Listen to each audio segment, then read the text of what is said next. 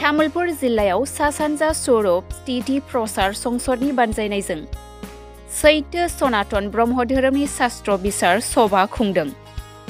सा-सानजा सौरभ स्थिति प्रसार संसद आरो तामुलपुर आन्सलिक प्रसार संसदनि बानजायनायाव 6 आरो 7 डिसेम्बर खालाराव साननायनि हाबाफारिजों तामुलपुर जिल्लानि पश्चिम झारगाव बोलोखुसि गामिनि ब्रह्म मन्दिराव सैत्य धर्मनि शास्त्र बिसार सभा खुंनाय जादों। दाब-दाब जिल्लानि ब्रह्म धोरोम सिबियारि रायजोफोरखौ लानानै धोरोमारि गोथौ सावरायमेल हाबाफारि लानाय आरो मुलुग गोजोननि थाखाय आहुति होनाय, सैथो धोरोमखौ रायजोफोरनि गेजेराव फोसावनाय गोसारहोनाय आरो मुलुगाव गोजोन सान्थि गायसननाय आयदाजों बे धोरोमारि शास्त्र सावरायमेल हाबाफारिखौ लानाय जादों। समय मोनाखिसै, माखासेफ्रा सुबिदाखौ मोनाखिसै, ओमफ्राय हयथ' फैगौ जोंहा मागि पूर्णिमा दङ। बे पूर्णिमा समाव जोंनिनो जेनाखि आदिगुरु श्रीमद परमहंस चित्तरन्जन स्वामी बिनि थैनाय सानखौ बे ओइदिनखालि जों फालिनाय जायो। बे समावबो हयथ' जोंहा जायफ्रा दिनैहाय सुबिदा मोनाखिसै बिसोराबो दिक्षा लानाय जायो। दा दिक्षा होनायनि लोगो लोगो बिसोरो दिक्षा लानायनि लोगो लोगो न'आव थांनानै बै जे मोनसे निथि दङ परमहंस चित्तरन्जन स्वामीनि अग्निहत्र होनाय, अग्निहत्रआ सानफ्रोमबो फुं आरो बेलासियाव जग्य होनाय जायो। बे अग्निहत्रखौ जायफ्रा दिक्षा लायो बिसोर होनांगौ जायो। बेनिफ्राय बेजों लोगोसे ध्यान धारणा जप दङ, जप खालामनाय दं, ध्यान धारणा खालामनाय दङ। बेनि अनगायैबो आबार जोंहा उपासना दङ, सुर्यखौ प्रणाम खालामनांगौ मन्त्रनि गेजेरजों मन्त्र बुंनानै बेफोरबायदि जप उपासना ध्यान धारणाखौ फोरोंनाय जायो आरोखि बे दिक्षा लानाय समाव। दा दिनैहाय बे 9 जना दिक्षा लादों। हयथ' खायफाबा बेखौ सुबिदाखौ लानो मोनाखिसै, लानो सानदोंमोनब्लाबो जायफ्रा लानो हायाखै बिसोर उनावबो गावबागाव न'आवबो लानो हायो आरो बायदि बायदि बिदिनो बबेबा मोनसे धर्म सभायावबो लानो हायो आरो। मागि पूर्णिमाया बिजनीनि साहा मालिपारा ना मा होनना बुङो बे जायगायाव जागोन आरो।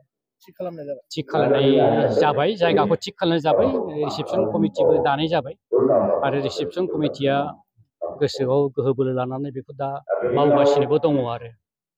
दाहाय नङाब्लाबो अन्ततः 6000सो जोंनि जेसेबांनाखि ब्रह्म भक्त बा सत्य धर्मनि भक्तफोर दङ बिसोर गासैबो हौवा हिन्जाव गथ' गथाय बेवहाय थांनायनि बेबस्थाखौ जोंनि सेन्ट्रेल कमिटिनिफ्राय बेखौ बिथोन हरनाय जाबाय आरो। सद्गुरु नमः। बे 7 डिसेम्बर जे जोङो दा दिनैहाय बाहाय मोनसे आयदाखौ लानानै जेसेबांनाखि सा सानजानि सौरभ स्थिति प्रसार संसदनि सिङाव थानाय आन्सलिकफोर दं, जेसेबांनाखि जिल्लाफोरनि कर्मिफोर दङ, भक्तफोर दङ, प्रसारकफोर दङ, दिनै बाहाय जमा जादों मैयानिफ्रायनो। ओमफ्राय जोंहा बे धर्म आल'सनाया सोलिगासिनो दङ। दा बेवहाय बे 7 डिसेम्बरनि तात्पर्यआ बेनो, जोंनि जे जोबथा कलिकतायाव धर्मगुरु दंमोन शक्ति साधन खले बाबा, बे शक्ति साधन खले बाबानि थैनायनि सानखौ जोङो सौरभ स्थिति प्रसार संसदआ सा सानजाया बेखौ शास्त्र दिबस सभा हिसाबै जोङो सावरायो। बाहाय फुंनिफ्रायनो जोङो आहुति होयो। बिनि आगोल फैनायफ्रा जोंनि शास्त्र मथे अग्निहत्रखौ होयो मोनाबिलियाव। अग्निहत्र होखांनायनि उनाव आबार कमिटिफोरनि सोमोन्दै संसदनि सोमोन्दै सावरायनाय जायो। बेनिफ्राय उनाव अखानायै अखण्ड जग्य होनाय जायो। अखण्ड जग्य होखांनानै दा जेनेबा सोलिगासिनो दङ जोंहा शास्त्र बिसार सभाया। दा बे शास्त्र बिसार सभायाव गासिबो सत्य धर्मनि सोमोन्दैनो सावरायनाय जाबाय। सत्य धर्म बा सनातन धर्मनि सोमोन्दै सावरायनाय जायो। बे सत्य धर्म होनना बुङोब्ला बा सनातन धर्म होनना बुङोब्ला जे जिनिसा गोदोनिफ्रायनो दं, दाबो दं, देनांबो थाबाय थागोन, बे अक्षय अबिनाशी, बे अक्षय अबिनाशी जे शक्ति दं बेखौनो सनातन होनना बुङो, बेखौनो सत्य होनना बुङो। दा बे जिनिसखौनो जोङो बे शक्तिखौनो जोङो सावरायदों। बेनिफ्राय जाहाथे बेखौ जोङो मुलुगनि गेजेराव सावरायनायनि गेजेरजों प्रसार खालामनो हायो आरो जोंनि जेसेबांनाखि कर्मिफोर दङ, प्रसारकफोर दङ, धर्मगुरुफोर दङ, बिसोरनि गेजेरजों जाहाथे बे सत्य जिनिसखौ, सत्य बाथ्राफोरखौ, सत्य धोरोमखौ मानसिफोरनि गेजेराव बिश्वनि मानसिफोरनि गेजेराव मानबफोरनि गेजेराव जों जाहाथे प्रसार खालामनो हायो बिनि बेबस्था लानाय जायो। ओमफ्राय जोंहा बिनि अनगायैबो गुबुन गुबुन समायाव जोङो जेसेबां पुरहितफोर दङ जायखौ जोङो प्रसारक होनना बुंदों बे प्रसारकखौ समय समय मावबादा बिदिनो कर्मशाला पुरहित प्रशिक्षण बायदि खालामनानै जोङो जाहाथे धर्मफोरखौ मोजां भाबै प्रसार खालामनो हायो बिनि बेबस्थाखौ लायो आरो। खुलुमबाय।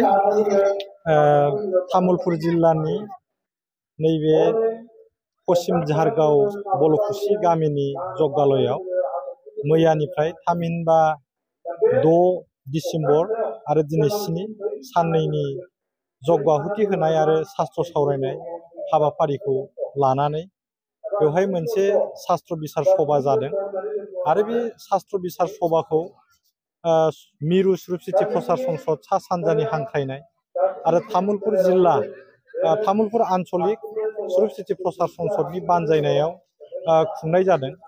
बे हाबाफारिखौ जों बोसोरफ्रामबो लादों आरो लानायनि थांखिया जाबाय जोंहा 1905 मायथाइयावनो गुरुदेव कालिचरण ब्रह्म आफाया वेस्ट बेंगलनि कलकातायाव थांनानै परमहंस शिबनारायण स्वामीनिफ्राय वैदिक सनातन सत्य धर्मनि गांद' बिजाबनि सायाव उपदेश लानानै जों बर'फोरनि गेजेराव गाहायै बेखौ बै समनि गवालपारा जिल्ला बेवहाय फोसावजेन फैदोंमोन आरो बे फोसावफैनायनिफ्रायनो गुरुदेव कालिचरण ब्रह्म आफाया बे सनातन धर्म एबा ब्रह्म धर्मनि दहाय लानानै बर'फोरनि गेजेराव मोनसे सिगनिफिकेन्ट एन्ड मेसिभ चेन्ज लाबोदों। जाय समाव बर' मानसिफोरा गुबुन हारिनि मानसिफोरजों मुगैजादोंमोन बेफोरखौ नुनानै गुरुदेव कालिचरण ब्रह्मनि गोसो गोरबोआव मोनसे गाबखांनाय फैदोंमोन आरो बै समाव बर' हारिनि गेजेराव जोङो मिथिनाय बायदि जेरैबायदि मोनसे गुलाय गुजाय थासारि जौ लोंनाय लेखा फरायि साखोन सिखोन थानो रोङि बेफार बानिज्य रोङि बेफोर गासै बुस्थुखौ सरजाबनानै गुरुदेवा बर'फोरनि गेजेराव बर' समाजाव हाबसननानै बे धर्मनि गेजेरजों धोरोम बिथिङाव आरो बिदिनो सोलोंथाइ बिथिङाव रांखान्थि बिथिङाव मोनसे मेसिभ चेन्ज लाबोनो हादोंमोन आरो गुबुन हारिफोरनिफ्राय जि मुगैजानाय मोनसे थासारि बे थासारिनिफ्राय बर' हारिखौ उद्धार खालामदोंमोन।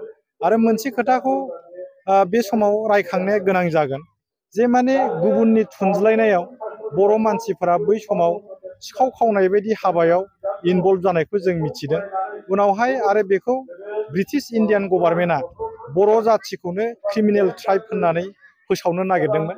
नाथाय गुरुदेव कालिचरण ब्रह्म आफाया बेनि आन्दोनि गासै बाथ्राफोरखौ ब्रिटिश इन्डिया गभर्नमेन्टनो गथि गथि फोरमायनानै होनायनि उनाव बर'फ्रा बे मोनसे गोसोम दागो क्रिमिनेल ट्राइब बेबायदि मोनसे सरकारि भाबै जि मोनसे माबा होनो नागिरदोंमोन मुं होनो नागिरदोंमोन बिनिफ्राय बर' हारिखौ रैखा खालामदोंमोन। आरो दायो बे गुरुदेव कालिचरण ब्रह्म आफाया फोसावफैनाय जि सत्य सनातन एबा ब्रह्म धर्म बे ब्रह्म धर्मनि गांद' बिजाबनि सायाव सोनारनानैनो स्वरूप सिति प्रसार संसद सा सानजाया बे मिरु संसदनि सिङाव थानाय मोन 25 आन्चलिक बे मोन 25 आन्चलिकफोराव विभिन्न जायगायाव थांनानै मोनसे आध्यात्मिक बिथिङाव आध्यात्मिक प्रगतिनि खामानि मावनाय आरो मोनसे एवारनेस प्रग्राम बेफोरबायदि खालामबोबाय थादों।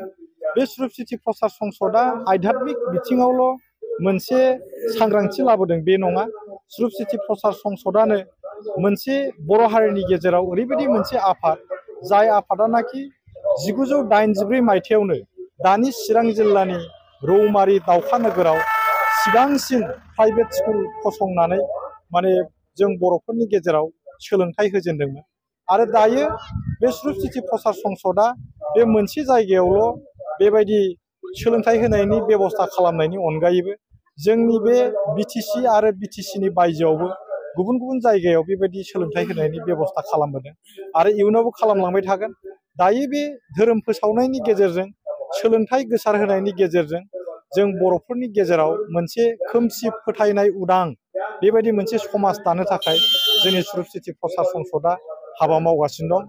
आरो बेल' नङा फैबाय थानाय समाव गोबां माने जोंनि गोदोसोनाय जायगाफोराव थाङै थाङै थांनानै जोंनि स्वरूप सिति प्रसार संसदआ ससियेल वेलफेयारनि खामानि मावदों, सोलोंथाइ गोसार होनायनि खामानि मावदों, जोंनि भक्तफोरनि जोंनि समाजनि फिसा फिसा जेंनाफोरखौबो स्वरूप स्थिति प्रसार संसदआ माने जत्न सहकारै बेफोरखौ समाधान खालामनायनि मोनसे बेबस्था खालामदों आरो दिनैबो बेवहाय जोङो बुंनांगोन नैबे तामुलपुर गोदानै दाजानाय तामुलपुर जिल्लानि सिङाव थानाय जि पश्चिम झारगावनि बे बलखुसि गामियाव फैनानै मैयानिफ्रायनो संसदनि गोबां धोरोमजों लोगोसे सोलोंथाइ बिदिनो समाज फोसाबनाय बायदि बायदि बिथिङाव सावरायनायजों लोगोसे माखासे सिद्धान्त लाबाय आरो सिद्धान्त लानायनि उनाव जों बेखौ फैबाय थानाय समाव मावलांबाय थासिगोन शास्त्रखौबो जोङो थोजासे सावरायबाय आरो मोनसे खोथाखौ आङो गोसोआव गोजोननाय मोनदों बे जाबाय जोंनि बे बोसोरफ्रोमबो खुंबोबाय थानाय जि माने बोसोरारि शास्त्र बिसार सभा बे बोसोरारि शास्त्र बिसार सभायाव सिगां बोसोरफोरनिख्रुइ एबाराव माने भक्त आइ आफामोननि बाहागो लानाया बांसिन जादों आरो